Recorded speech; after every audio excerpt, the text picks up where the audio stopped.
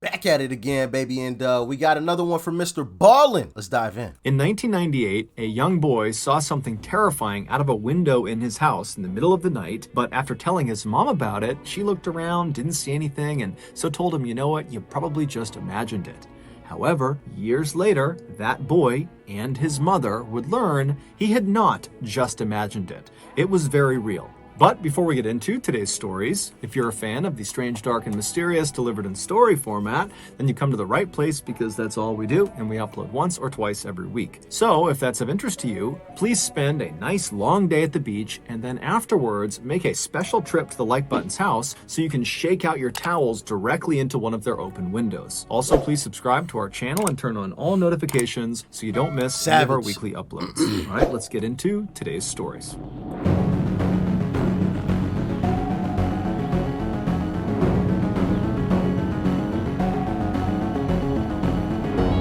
Crash.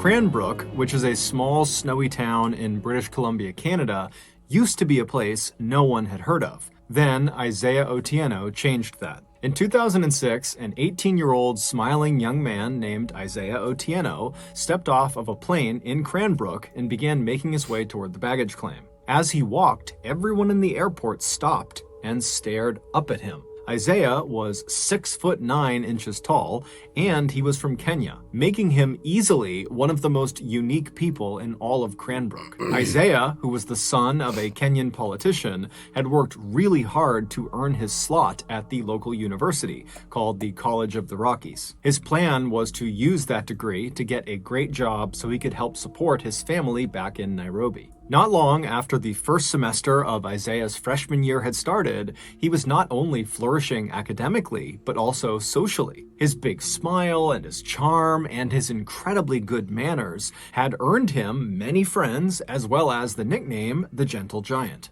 But the person Isaiah most closely bonded with while he was in Cranbrook was another student named Isaac Hockley. Isaac, in addition to being a student at the College of the Rockies, was also a passionate photographer and actually worked part-time for the local newspaper as a freelance photographer. Isaac and Isaiah had briefly met in late 2006 at their campus's billiard halls when they were both playing pool, but that interaction had not made them friends. What had cemented their friendship and made them very, very close was one night in early 2007, Isaiah had gotten a job as a bouncer at a local bar because he's 6'9", and so he was the bouncer, and Isaac had come to that bar, not to see Isaiah, just to go to the... That is a really tall bouncer. My goodness. 6'9". bar. And so Isaiah's at the front, he's checking people in, and then he hears this commotion in the bar behind him, and he turns and he sees Isaac is getting attacked by this huge guy that's way stronger than him, who looked like he was the aggressor in the fight. And so without any hesitation, Isaiah turns and just starts galloping into the bar. He's leaping over chairs, he's leaping over tables, and he jumps into the fray, and he fought off Isaac's attacker. And so after the dust settled, Isaac was so thankful for Isaiah, even though Isaiah kind of downplayed it and acted like it was no big deal. But either way, the experience totally bonded these two very different people, and after that, they became totally inseparable. Over the next couple of semesters, the pair would often go off on long rides outside of Cranbrook into the mountains and the forests, and they would just chat. Isaiah would talk about what it was like to live in Kenya and how he was really here to try to be successful like his father, and Isaac would talk to Isaiah about his passion for photography and what it was like growing up in Canada around Cranbrook. On one very memorable drive, the pair were driving at night along this kind of winding road that went through a forest when all of a sudden a moose leapt onto the road and blocked their way. And so Isaac at the last second had to swerve to avoid the moose. But ultimately, they did not get into an accident and it was just a close call. I don't know if y'all have ever seen a moose, but those things are huge. I mean, they are massive. There was a video circulating on Instagram or social media a couple years ago of a moose like running through like waist high snow. And I mean, it was just barreling through snow like it wasn't even there. And these people were like standing in like waist-high snow. It was wild. Those things are massive. So Isaac was totally fine. He had kind of recovered within seconds of getting past the moose.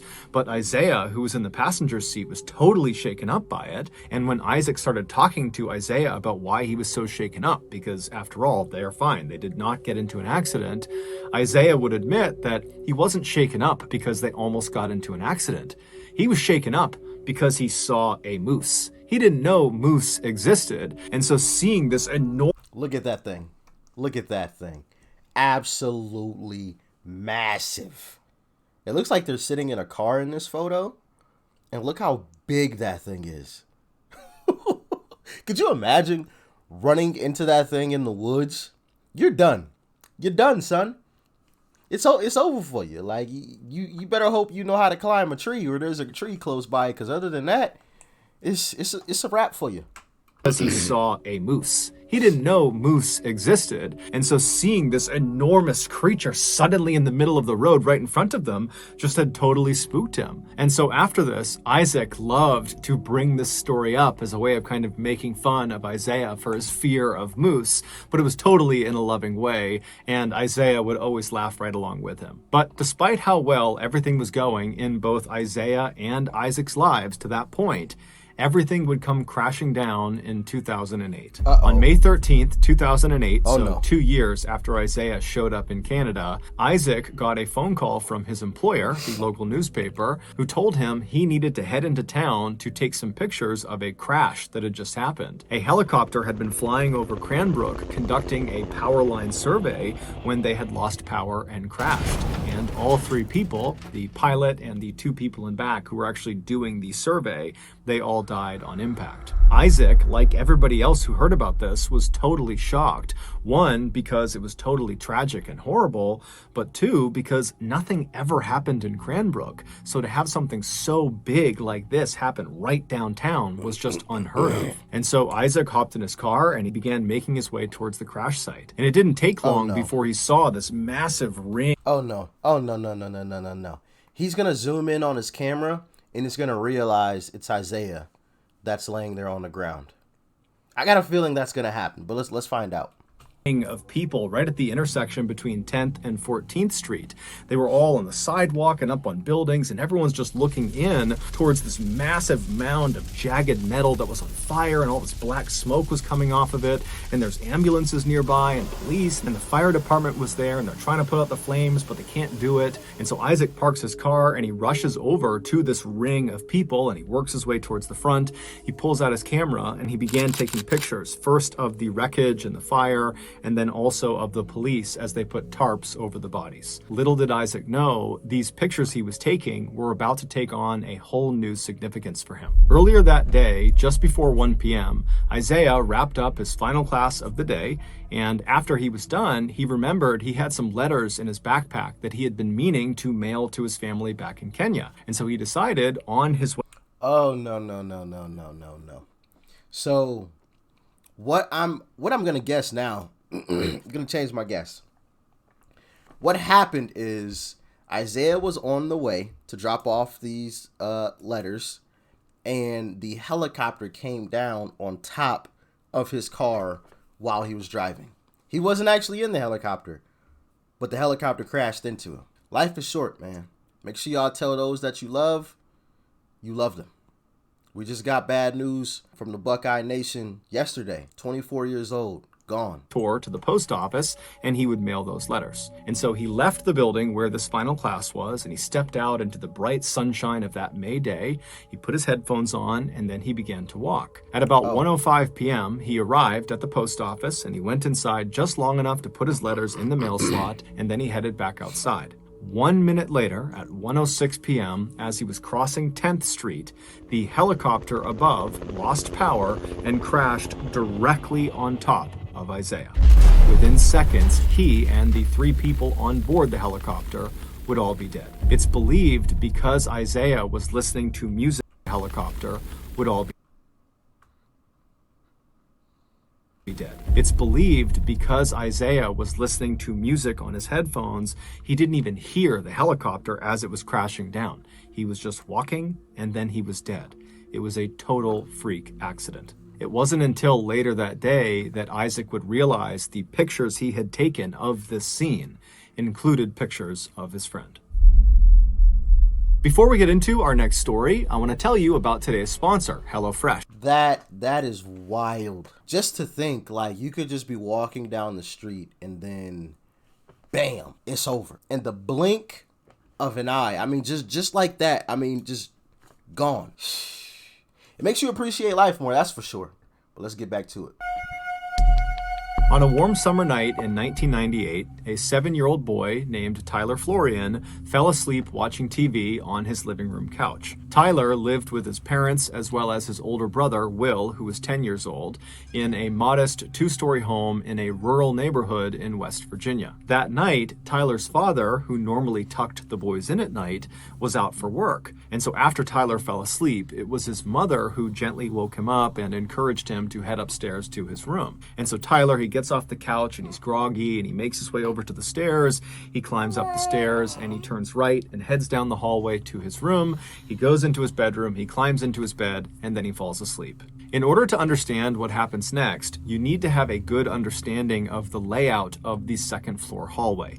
That hallway stretched from the front of the house all the way to the back of the house. And at either end of this hallway were doors that led outside of the house, and these doors had big windows on them. The front of the house, that door, if you walked out it, you'd be walking out onto a balcony that overlooked the front yard of the property. But if you walked out the back door of this second floor hallway, you would not be walking onto a balcony. You would not even be on the second floor. You'd be basically stepping into the backyard of the house. And the reason for this is because the house was built into a hill.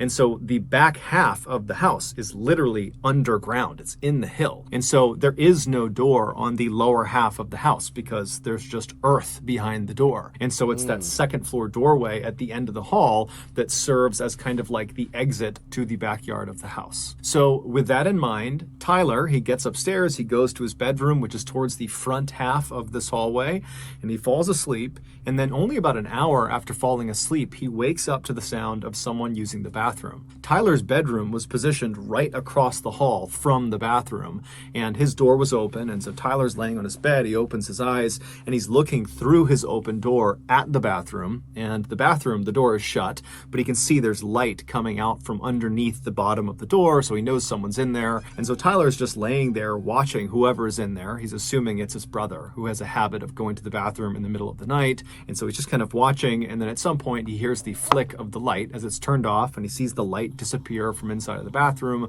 The door swings open, and sure enough, it's his brother who steps back into the hallway. His brother looks into Tyler's room, but doesn't attempt to interact with Tyler.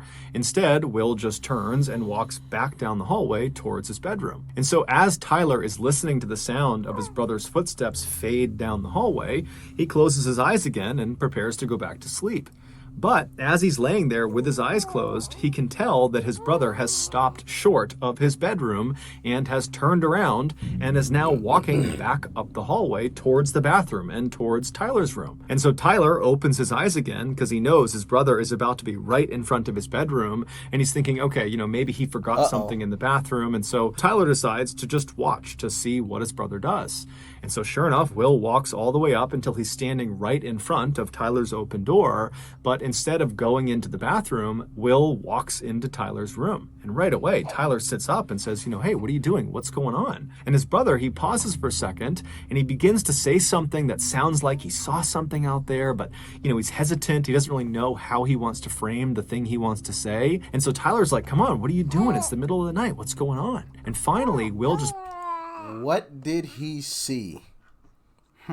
The title of this story is Stripes, so I'm going to assume that he saw some escaped prisoners.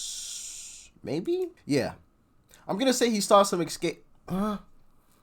stripes. No. What could have stripes? Where are they at? I forgot the location that he said they were at. I want to say a tiger, but nah. There's no way.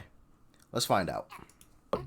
I keep seeing a man wearing stripes at the end of the hallway. And so Tyler, he hears this and he can't compute what he's being told. And so he just says, what? What are you talking about, Will? What did you see in the hallway? And Will would say again, I keep seeing a man wearing stripes at the end of the hallway. I've seen him a couple times in the last couple of days. I go to the bathroom, and then when I start walking back, I see him outside the back door in our backyard. And so Tyler is so scared because his brother does not sound like he's making a joke. His brother sounds like he's telling the truth. And just the fact that his brother can't quite find the words to describe what he saw made it seem even more real. And so Tyler, he gets out of bed and he says, Will, we've got to go tell Mom.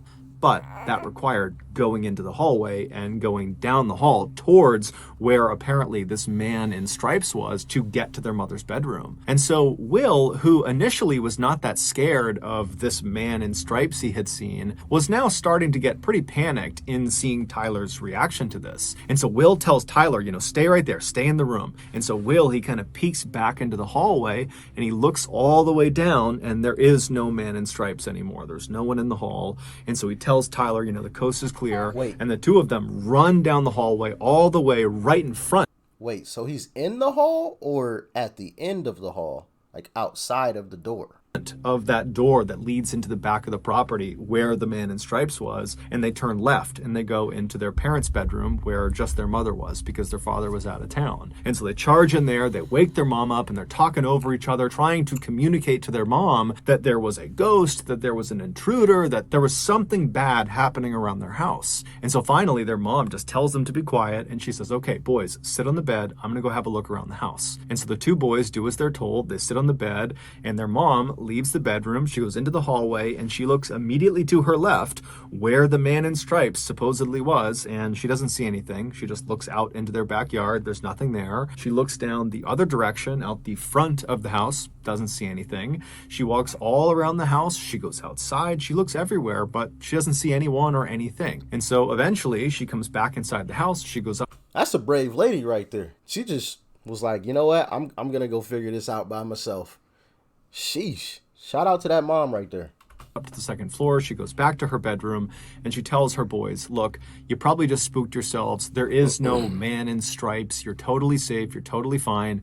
Just go back to bed. You probably just imagined whatever you saw. And so Will, who was the one who saw the man in stripes, was very quick to accept his mother's answer.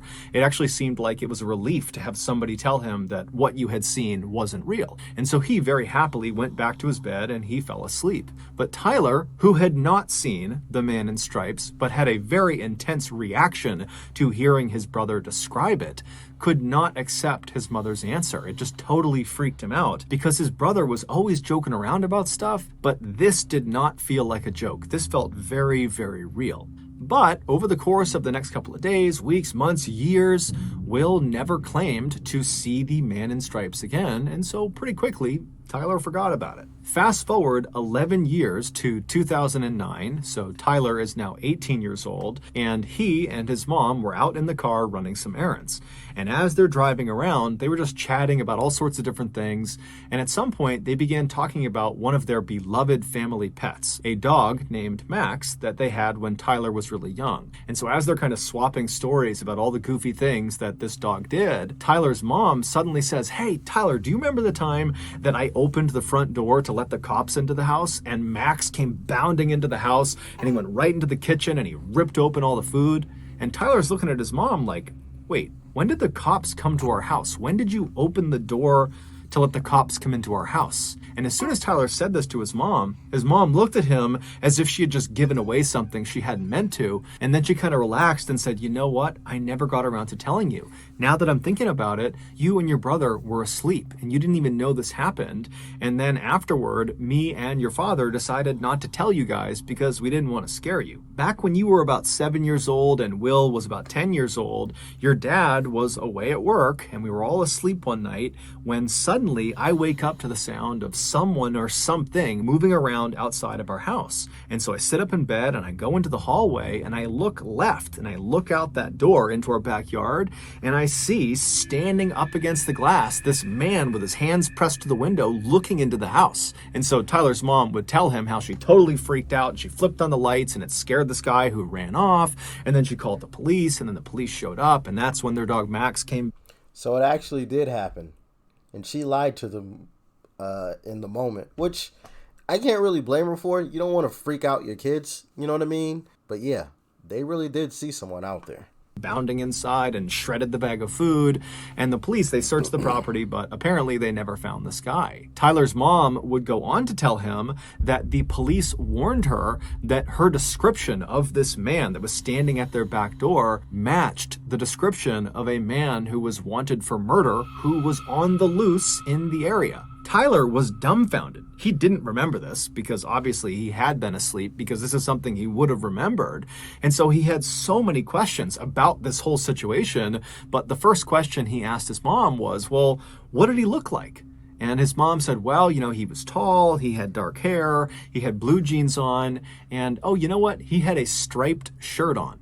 It would turn out, for a couple of days in the summer of 1998, this suspected murderer who was on the run from police had apparently been hiding out on Tyler's family's property, and in the middle of the night, for whatever reason, this suspected murderer would walk over to the back door of the second floor hallway, and he would put his face up to the glass and he would stare into their home. This was the man in stripes that Will claimed to have seen. He was real. Tyler, after making this connection, would follow up with his family members and he would do some digging of his own, but he was never able to figure out who the man in stripes was or what happened to him.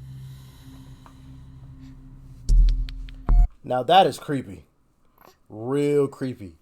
To know, like, you were eye level with a killer. Legit certified, on the run killer was right outside of your door, staring at you. Crazy. Crazy, crazy. In 2012, a 22-year-old woman named Simone was living in a small winemaking village called Rüdesheim am Rhein, which is located in southwestern Germany. This village is strikingly beautiful. It's full of quaint European homes, and there's lots of rolling green hills with vineyards as far as the eye can see, and the village sits right on the banks of the Rhine River. Simone had grown up in this picturesque village, and she had loved it, but this was going to be her last summer before she left and headed off to New York City to start the next chapter of her life. And while she was excited about that, she was also kind of sad because this village and everybody inside of it were the only things she had ever known. And so the idea of leaving them behind just seemed very strange to her.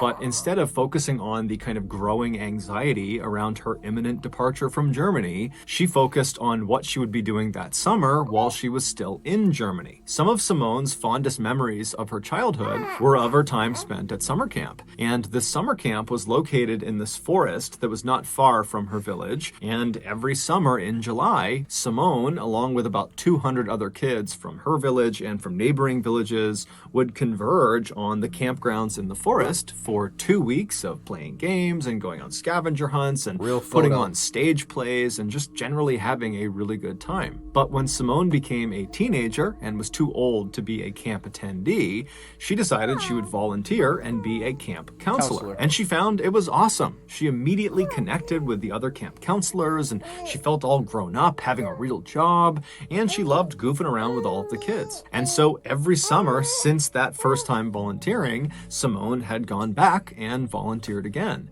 And this summer was no different. So in mid-July of that year, Simone packed up her things and she headed off to the forest. The way this camp worked was the 200 plus kids that were attending the camp, they would get dropped off in the mornings each day by their parents and they'd play and run around all day. And then in the late afternoon, their parents would come back and pick them up. So none of the kids were sleeping over at the camp during these 2 weeks. However, the 30 plus counselors, they would just stay at the camp for the full 2 weeks. They would just sleep in tents out in the forest. Technically, the reason they did this was to make sure they had enough time in the morning to prep the campgrounds for the kids, and then also in the evenings to have enough time to clean up and kind of have it ready for the next day. But in reality, Simone and the other counselors all knew that the camping out in the forest was the best part of the volunteer experience. After all the kids went home for the night, all of the counselors would finish up all of their duties and then rush off into the forest where their tents were and where there was a fire pit,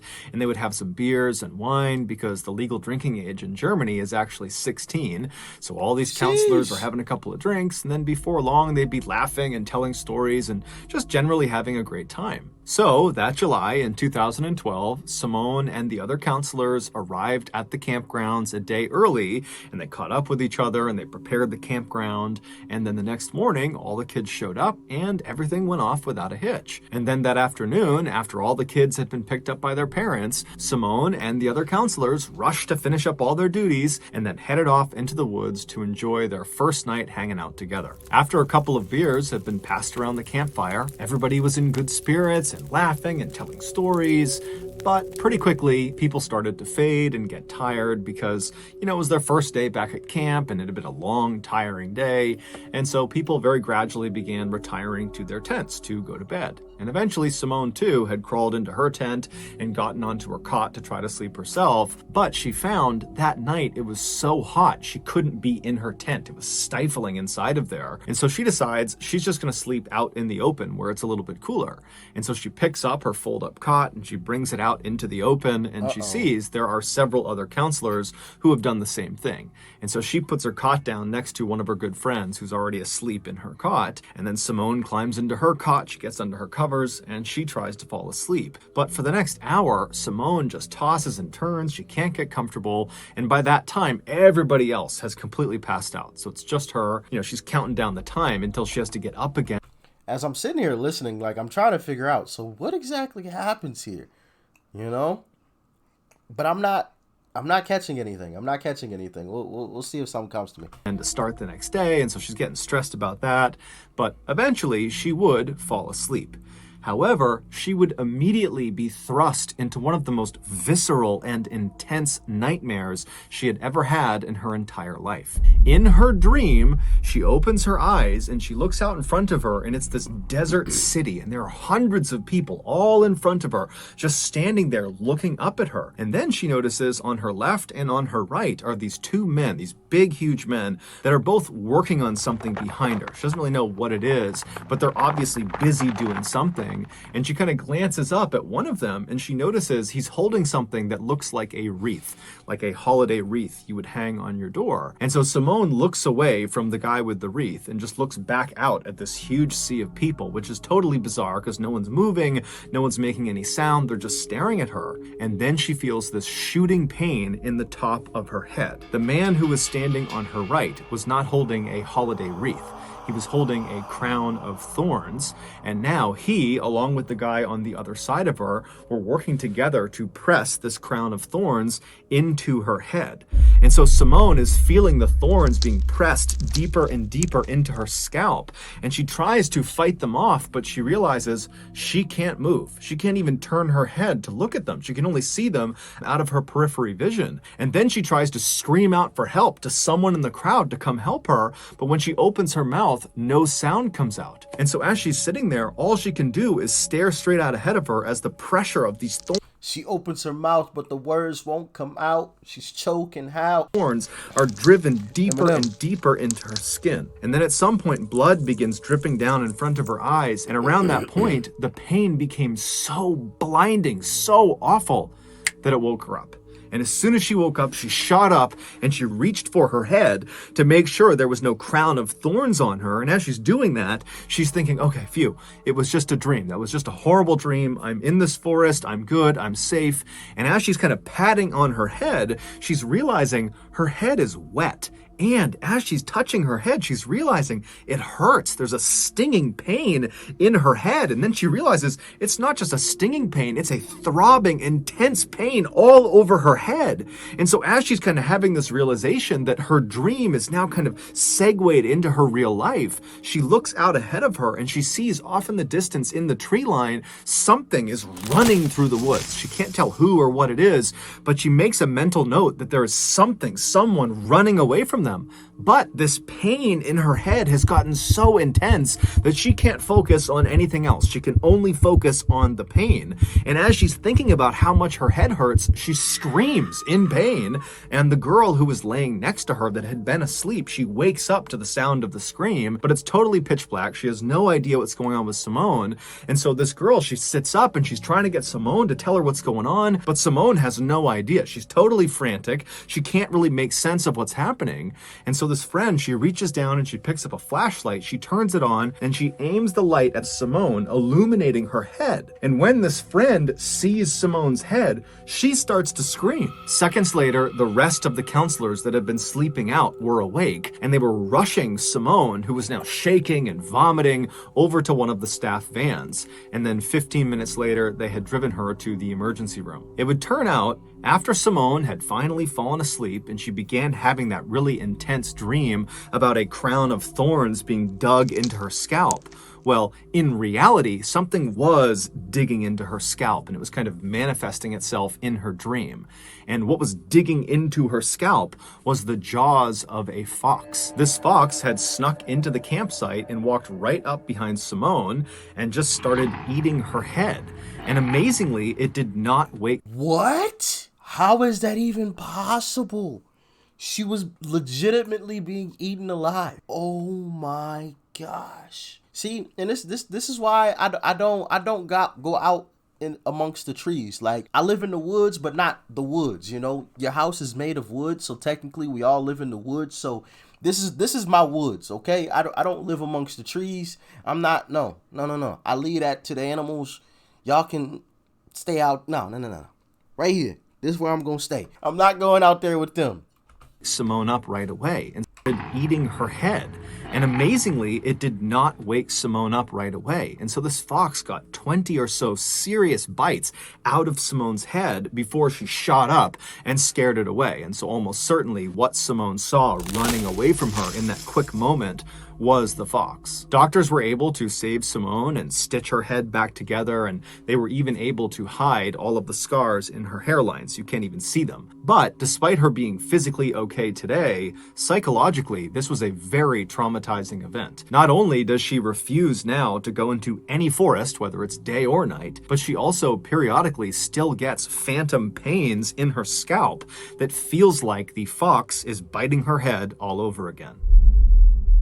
So that's going to do it, guys. If you got something out of today, that right there is wild. The fact that you could be eaten, literally eaten, and not even wake up. That's a really, really scary thought. You know, you always think, you know, the whole pinch me to make sure it's real kind of situation. You know, you snap back. Okay, I feel pain. But she was literally being bitten and was dead asleep. Just knocked out. Completely knocked out. That's just crazy. I didn't even know that was possible. How is that even possible? Normally, like, you would wake up if somebody, like, smacked you or, you know, caused you any type of serious pain. So, yeah, I wonder if that's, like, some kind of medical condition that is really, really rare. But anyway, y'all let me know what you thought about it in the comment section below. Like, share, comment, and, of course, hit that subscribe button before you go. Peace and love. I'm out.